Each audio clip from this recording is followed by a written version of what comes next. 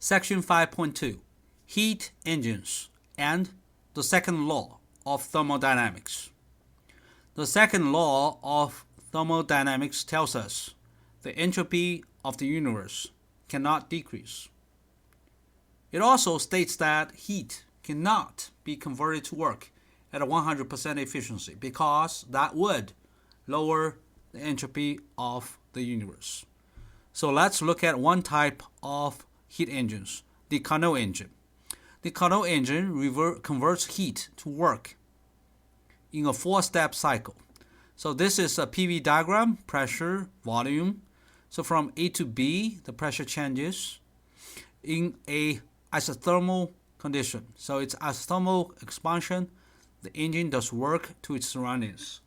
The amount of work is the area under this blue curve. From B to C, the engine further expands.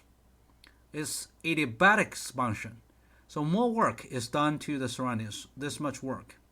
All right? So really, it's the expansion of the ideal gas in this chamber is doing the work. And then we go back from C to D to A. From C to D, that's also isothermal, but this isothermal apparently has lower temperature than this isothermal. So we're going to say this is T hot and this is T cold. All right, volume decreases.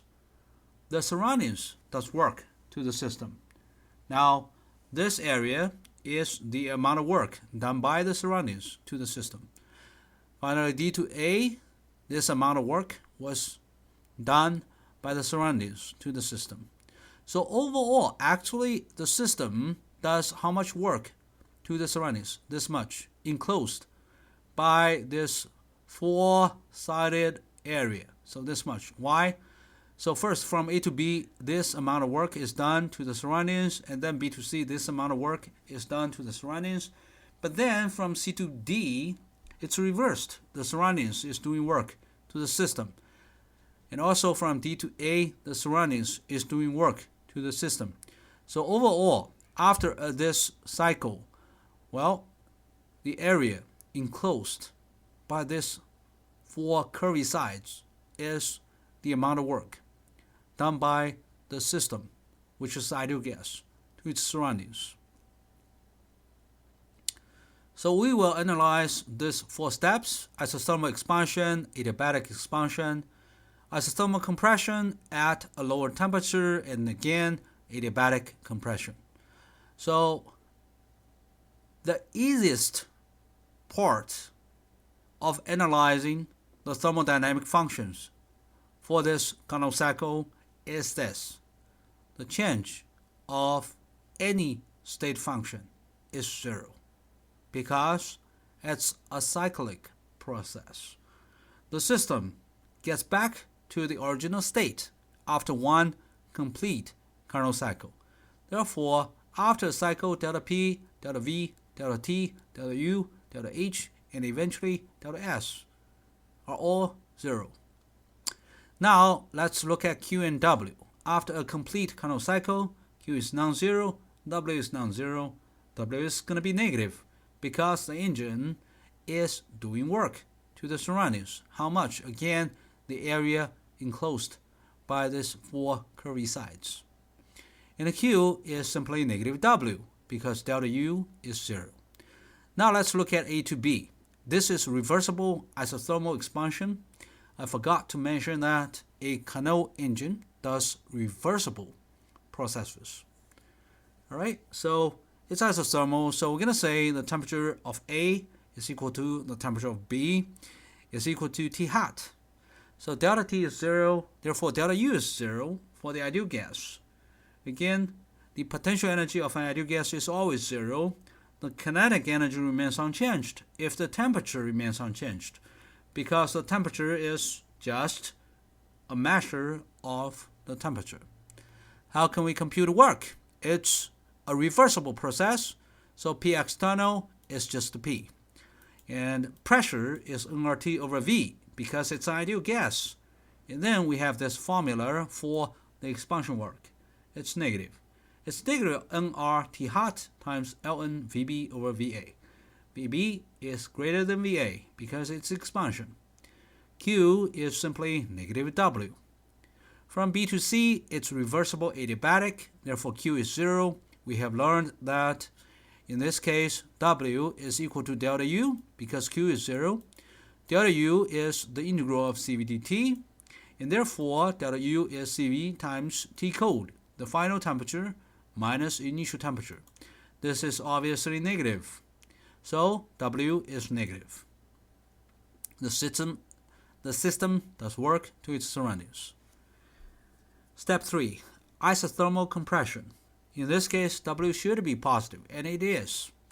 But this is done at a different temperature, a lower temperature, so we call this T cold. Delta U is 0 because it's isothermal. So W is negative nRT cold times the logarithm of final volume divided by the initial volume from C to D. And Q is negative W. Well, what about this adiabatic compression from D to A? Again, Q is 0, so W equals delta U. For ideal gases, delta U is simply the integral of CV dt. So it's right here. This is positive. The surroundings is doing work to the system. In sum, we have this work of a complete Carnot cycle equals work for the first isothermal expansion, adiabatic expansion, isothermal compression at a lower temperature. This is adiabatic compression. Put them together, these two cancel. The second term and the fourth term, they cancel. We need to put these two together.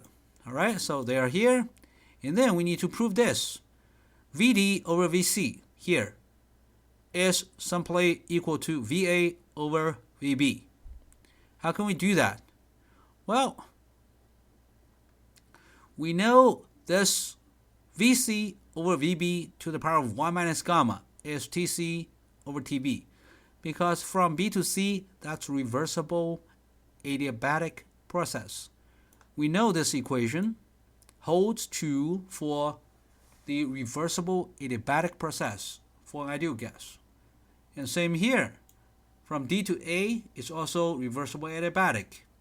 And also remember, TC and TD are the colder temperature. TA and TB are the higher temperature.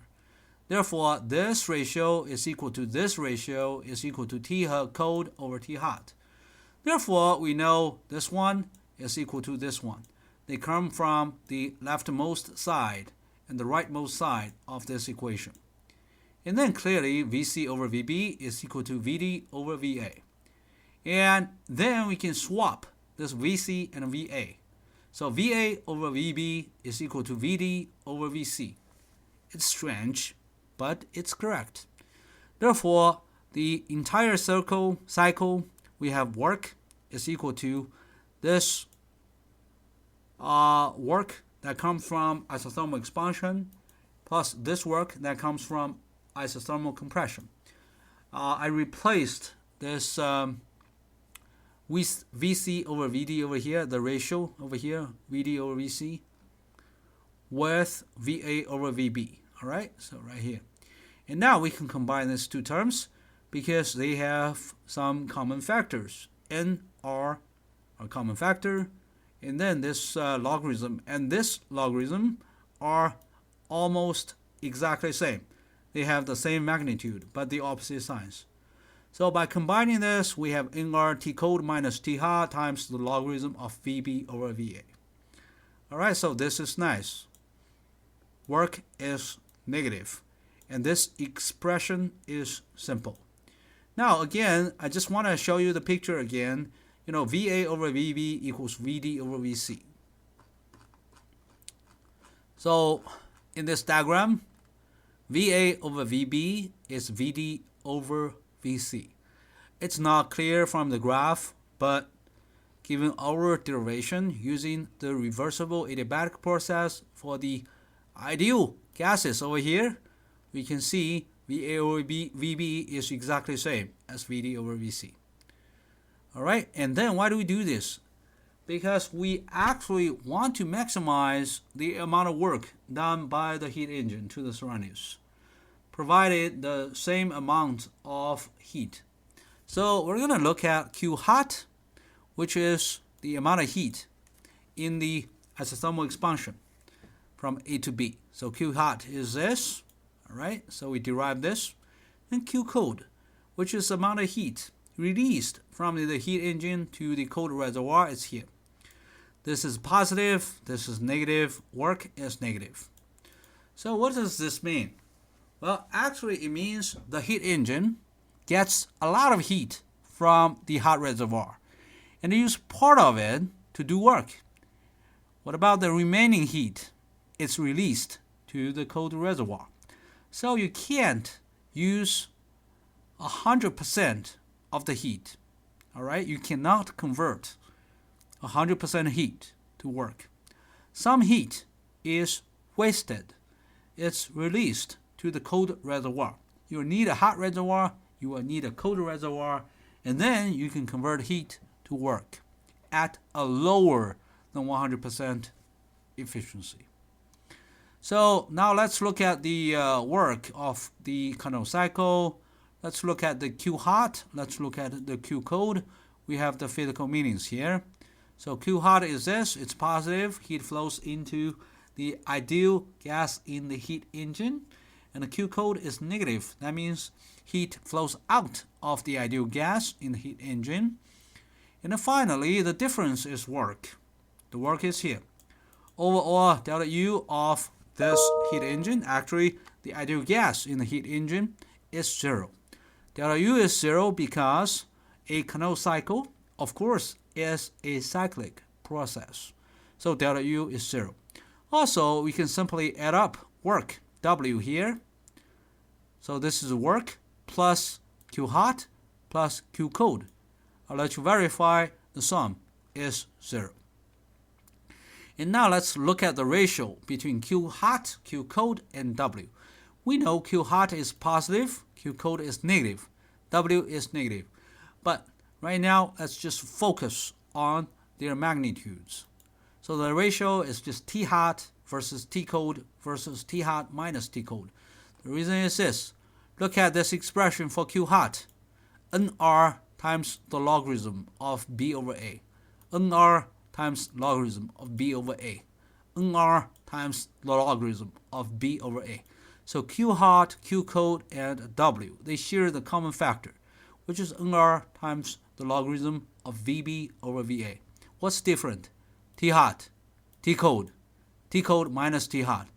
If we only look at the magnitude, it's going to be just T hot, T cold, and over here, the magnitude is T hot over minus T cold. So we have the ratio here. This is the ratio of 3 items. We can separate them. Q hot versus Q cold is T hot versus T cold.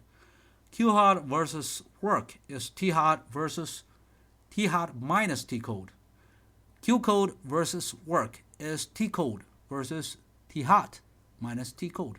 So really it's important for you to realize the amount of Q from the hot reservoir versus the amount of Q released to the cold reservoir is just the temperature of the hot reservoir versus the temperature of the cold reservoir. How do we compute the efficiency of the Carnot engine? Very simple. We want to maximize the work. So work is on top. We want to minimize Q hot because we don't want to provide too much heat from the hot reservoir. So it's going to be work over Q hot. It's going to be this. This is 1 minus T cold over T hot. The temperatures are in Kelvin. Therefore, the temperature is never negative. T cold over T hot is always positive. Therefore, the efficiency is always less than 1.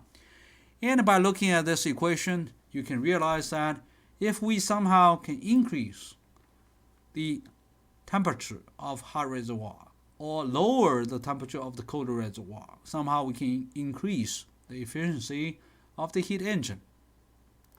Now let's compute the efficiency of a Carnot engine. Let's say the temperature of the cold reservoir is 300 K, that of the hot reservoir is 500 K. Then the efficiency is 1 over 300 divided by 500. It's 0.4. It's only 40%. It's only 40%. So what about the remaining 60%? It's wasted. 60% of the heat is wasted.